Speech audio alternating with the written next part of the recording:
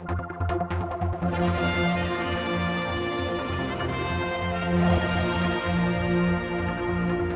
up at MT Greenhill Data Centre. We were only here end of the last year, and it was just nothing here. It was a big launch, wasn't it, of course? The big announcement about this being a massive new data facility, and a few months on, here we are. It's moved on a lot. Last September, the Chief Minister laid the first brick as we started. Yes, great progress in 6 months. A little behind schedule because of the inclement weather over Christmas. As I think it rained a bit and it was slightly windy, but we eventually got all of the heavy equipment here. It's a great facility, and it's really going to be a big changer for us. Everything's moving to the cloud. Is this what it's about, data and storage these days? Not only the cloud is one element, but our customers, they require managed services, which is the cloud, but also co-location as well. That's a real estate situation where you have to build out rack space, and that's why we've developed this site. We need more rack space for our customers. They're demanding, they're growing. We need to satisfy their demands. Well, we all know that, don't we? We all get hard drives at home, then we need bigger ones and bigger ones, but this is taking it to a much bigger sort of effort for big companies? Yes, but it shows the confidence in our business, or the confidence that companies show in our business is that they're coming to us more and more to look after their hard drives, because they know we have resilient facilities that are 100% uptime, and they get confidence from that and know that their business isn't going to fail.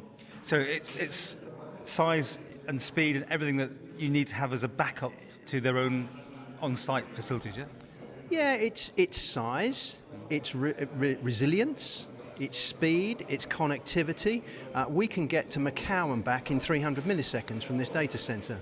Well, I was going to ask, is it just like for Isle of Man people, or is this just a global world we live in for everyone who can back up? They can back up here as they can pick anywhere. Yeah. Manx Telecom can now stand toe-to-toe in the e-commerce world with anyone globally and offer exactly the same service from the small island in the Irish Sea. Now, when are we coming back next? I mean, because this room's going to get full of racks, right? I'm not going to let you in here anymore because we're going to shut it down security-wise. Yeah. It will be full of racks, and yes, this will be off-limits to anyone that we don't feel needs to come in here. And that will probably include me, because my guys don't let me in here either as well.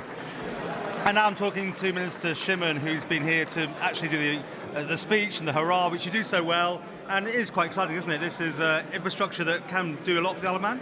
I think it's fabulous, and I think people should really understand just how good the opportunities are for the Isle of Man.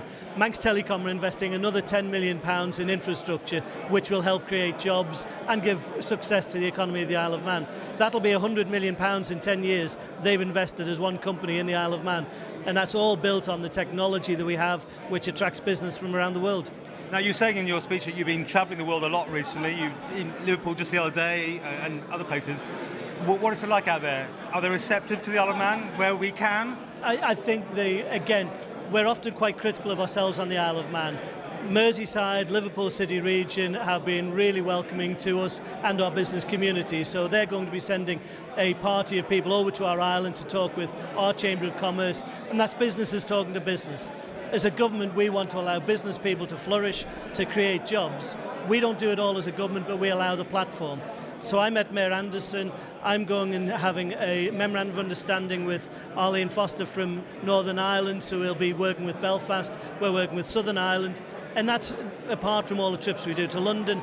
But then beyond that, my team of people working in shipping, aircraft and e-gaming are literally global on a regular basis.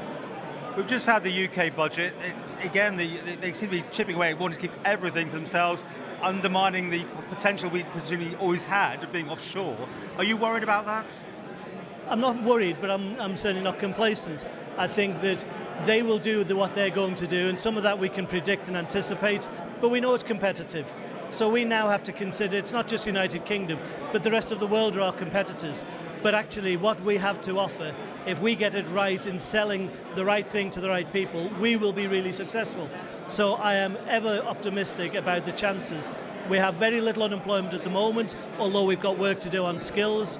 Certainly from the 2.6% unemployment figure, whenever I take that anywhere in the world, they are astonished at how successful we are. So let's again make sure that we embrace the success. This is all about Manx Telecom, again, providing facilities that we all as an island will benefit from. So a great day for them and a very good day for my department and the island. Thanks.